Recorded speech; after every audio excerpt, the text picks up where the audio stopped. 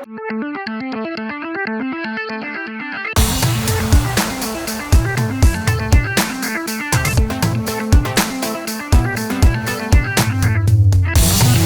a little strange for me to think back to a time when Call of Duty was among one of the industry's most innovative franchises. The first game back in 2003 was more of a cinematic take on an FPS game, the likes of which really hadn't been seen all that much until that point. And Call of Duty Finest Hour would mark not only the birth of an unrivaled icon that's obviously still thriving today, but also the birth of my involvement in the series. The game came out in 2003, and this was around the same year I finally got my hands on a PlayStation 2. I had several great games for it, but there weren't any games I could convince my dad to play with me. Yeah, I had my older brother and he would play Ratchet and Clank with me, but the last time I got my dad to play a game with me was probably Battletoads Cross Double Dragon on our SNES. My dad had always been a very busy guy. I would even go so far as to say I get my workaholic tendencies from him. But when he saw me playing Finest Hour, he would always stop for a second to watch me, and even ask if we could go for a few rounds in multiplayer. And that meant the world to me back then, to play video games with my dad. The years went by and Call of Duty began to gain more popularity and traction as a brand and a franchise. We picked up the highly anticipated release of the first Modern Warfare game, Call of Duty 4. It arguably revolutionized the way first-person shooters are made even today. To the set pieces, crazy mission structures, and the most revolutionary multiplayer suite of a generation, and another excuse for my dad to sit on the couch and play games with me and my big brother again. Basically, I'm prefacing everything I say in this video with the fact that I have a lot of love and sentimental value towards what I think Call of Duty used to be. After Modern Warfare 2 and Black Ops 1, which is where I think the series struck its peak, I haven't really cared all that much.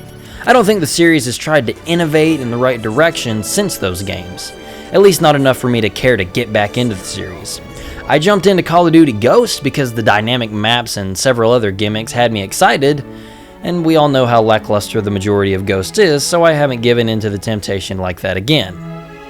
Until right now. I don't know if it's curiosity, because it's cross-platform, the fact that they finally decided to make an entirely new engine instead of reusing the same one, or just plain old foolishness, but I bought Call of Duty Modern Warfare, and I'm actually really curious to see what it's all about. So let's get started, shall we? To those of you who are unfamiliar with me or this channel, first of all, thank you so much for dropping by.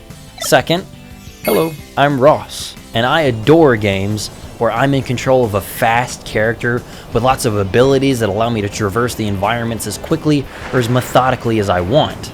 I wasn't expecting Titanfall-esque movement options here, but we have much more than what I was expecting. Call of Duty has never really been a series that's focus is the advanced movement, or at least it wasn't supposed to be. Call of Duty's biggest draw, or at least to me anyway, was always the fast and frenetic gunplay, the smooth way that all the guns handled and had subtle yet impactful ripples in your custom classes. It was a game that was just fun to play, and it had that game feel down. All the little plus 150 points, 200 points, level up. All that stuff just makes you feel good and encourages you to stick around. They're shortcuts to your brain's pleasure centers, which is why just about every multiplayer game has started to use the same method of displaying progress, because it's so simple yet effective. But these games always had a sense of progression and growth to go with all these flashing lights and sounds. You constantly feel like you're getting new guns, new attachments, camos, upgrading perks, etc. You had an incentive to keep playing besides, oh, look at this new skin for my character. So how does Modern Warfare stack up and compare to all my favorite things about the old Call of Duty games? Well, for starters, this game is much more focused on what it's trying to sell itself as this time around. Doubling down on the competitive aspects of this game really helped the team trim away the inconsistencies and just make a generally enjoyable multiplayer mode for all skill levels. From the casuals getting home from work to the wannabe MLG streamer bros. Dude, what a You're wasting my time. You hear me? You know what time is for me? Money. Time is money. I could be in the gym right now getting massive It is a competitive-focused, first-person modern military shooter at its core, and it embraces that. There's no more moon jumping or jetpacking or Titanfall mimicry at play. The game is confident in the abilities it gives you, and I love the abilities it gives you. The tools you're given to approach these maps are so much fun and can accommodate any playstyle. For instance, I personally don't like the sniper life. I prefer to run and gun and get my twitch reaction adrenaline kicks. You have this new tactical sprint that's much faster for getting around, but your gun isn't ready as quickly if you bump into an enemy, so you have to be careful. Then there's a slide that probably isn't as useful in actuality, but I'm so glad it's in here anyway because it always makes me feel incredible when I slide into a room and get a kill. Got it! You can now mount to the sides or tops of surfaces to peer your head out from some cover, but I'm not sure if it actually hides me any. There are tons of interactable doors on the maps that you can use to set up sound traps or visual cover. Your equipment like flashbangs and stun grenades come out super fast and feel so good to activate on the fly. Meleeing an enemy is super different, but I love it. It's no longer one move that's an instant kill, it's a fast, spammable barrage of hits that looks like something out of a fighting game. And there are even some special assassination type kill animations which Halo has made me a sucker for. But if you're looking for some firepower that's a little less personal, you're covered there too. The weapons in general are such a joy to use. There are lots of my personal favorites that make a return in this game, such as the AUG, the Strela rocket launcher, and the model shotguns, just to name a few. They all have a new bang and crunch to their animations and sound design that feels so great. I really cannot praise it enough. Everything sounds so industrial and sharp, which brings such a huge authenticity to the experience when playing. My main playstyle in the other Call of Duty games was a submachine gun toting demolition man, but it was not nearly as effective as I would have liked it to be here. I felt like the submachine guns, or at least the AUG, were a little underpowered in my fights, so when I made the jump to an LMG and started doing much better as a result, I found my new home. But my second favorite, the shotgunner, was very effective here. There really aren't too many situations you can find yourself in that you can't solve with a good custom loadout and some skill. The more you use the weapon and rack up kills with it, the more attachments and goodies become available for experimentation. I do, however, think that they went a little overboard with the amount of attachments available for each gun. More money. And here's Earn another additional thing. XP for kills. Ooh, that's cool. There are 1, 2, 3, 4, 5, 6, 7, 8, 9, 10 different scopes that I can get for this light machine gun. I don't need 10 different fucking scopes. I have 1, 2, 3, 4, 5, 6, 7, 8, 9, 10, 11, 12, 13, 14, 15, 16, 17, 18, 19, 20, 21. 21 scopes? Yes. Jesus. Yeah, like customizing and working towards a certain attachment or camo is still a lot of fun and very rewarding. It's just way too much stuff to unlock. If you want to eventually max out a gun and unlock everything for it, it'll take you an ungodly amount of time to do so for just one weapon. Yes, I'm happy to be complaining about having too many unlockables as opposed to having them locked behind a paywall or something, but that was the most rewarding thing about my past favorites in this series, and it's good to see it here even if it's a bit bloated. Weapon camos, attachments, special little accessories for your guns, new character archetypes, and lots more unlocked by playing. Again, not paying. All this stuff and more makes this game a joy to just hop into anytime. And that's something I value so much in an online game. Playing with friends is nice, but I want to be able to play the game as a video game and just have fun with it. And Modern Warfare definitely delivers on the lone wolf fun if you're like me. And seeing as how the time to kill thing has been an ongoing debate in the COD community, I gotta say, I think it's pretty solid here. I never felt like I died too quickly, and I never felt like I was too weak after I started using the right weapon for me. Personally, snipers do seem like they kill a little quick, but it could be because of how some of the more open maps leave me without cover when I play recklessly. Don't take that the wrong way either, I really like all the maps I played. I definitely think they hit us with the best ones out front in the beta, but the new additions are great too. They all look amazing and have some quirks and special things to discover, even if I felt that spawning was a little messy in quite a few matches. I can definitely admit to many deaths by not placing my shots as well as I could have. Usually, if I died, it was due to a wrong turn or the fact that I had a bad shot. But it did get a little hectic sometimes in the other game modes. Free-for-all was kind of a good example of this, but it's what I expect when everyone is so fast. And I don't want to sound like that guy, but you'll have to let me know, because in all the other Call of Duty titles, was there this much of an incentive to camp? Because I found myself getting killed from people who were stationary a whole lot, and it became a little annoying. You know, it's not even really that big of a deal. You're always going to have those people that are trying to win at all costs, even if the cost is fun. Gunfight was a blast for Nick and I the other night. Ooh, I fucking punched him out. And in Ground War, I flat out was just not having as much fun. For starters, my sniper issue is tenfold. I feel like my playstyle only has its place in the little spacious, confined buildings. Because if I poke my head outside, I get taken down from a long distance. And the vehicles are fun, but they don't contribute to my gun's XP, so it would always feel a bit pointless to get kills with them. But that's definitely just a me problem. However, I couldn't shake the feeling that in all the Ground War games I played, it didn't really matter what I did. You never really feel like you're making much of a difference in these bigger game modes. When there are so many players doing so many different things, it can really make you feel like your actions don't have much impact on your team's standing. I personally like the novelty of this mode with all the vehicles and spectacle of the huge battles, and it's much more fun to just run around and kind of find your own adventures to play in. But it's definitely not as focused or competitive as the other modes. But the multiplayer on its own definitely puts up a great argument as to why you should purchase this game, and I agree with that argument. Call of Duty campaigns have never really been a selling point for me. Like, even the games that have story modes with very memorable missions and set pieces, I honestly get bored thinking about having to go through the monotony of playing the stuff leading to the fun bits.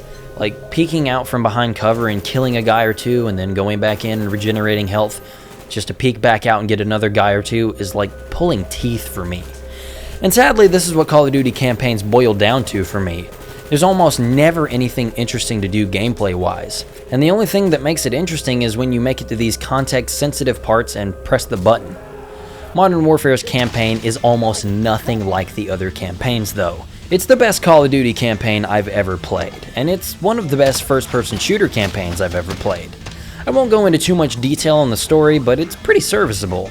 It kept me engaged and I actually found myself enjoying a few of the characters.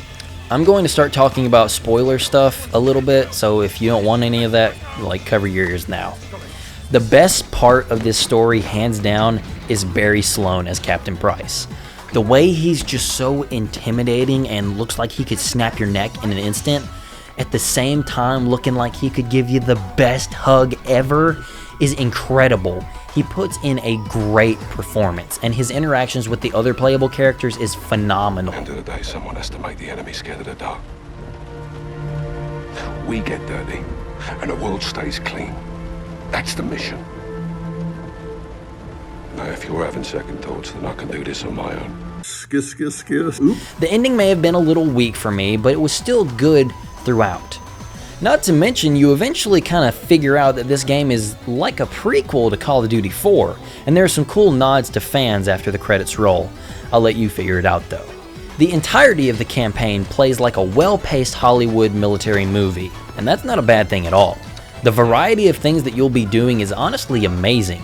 You'll be using stealth to take down a soldier as a kid, climbing burning mine shafts, quietly storming domestic houses, and so much more.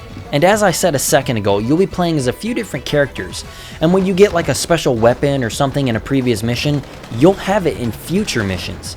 Like, let me give you an example. I was given a laser pointer for guiding missile strikes in one mission, and then a special sniper rifle that literally rips people in half in another. And in the following missions, I have both to use at any time. It was so much that I forgot my buttons on occasion. Most of the missions don't take very long either, which is something I wholeheartedly welcome. They're mostly very intense and bite-sized little playgrounds, which is the way I would prefer this kind of game. Some are a bit longer, but it's a good thing. It's like a good playlist. It has a mix of everything to keep everyone happy. Some people like the boring gallery shooters, some people like to blow everything up, and some people like to take it slow and play in a more unorthodox way. I was taken off guard, but in such a great way. But the tone of the missions were even more surprising. The themes of child soldiers, chemical warfare, prejudice, and other very taboo subjects are all explored here. Some scenes have kids straight up being shot and killed. You even have choices that seem to give you the option to do it yourself. It's really dark and risky for them to have so much maturity in the story. But I'm glad it's telling this story in this beautiful new engine. This game has such beautiful contrasting scenery. The environments are such a step up in quality, and I will honestly remember lots of these little moments for a while to come. And thankfully, I only ran into a few little hiccups in my playthrough, mostly with the pre-rendered cutscenes that play at the beginning and ends of the missions.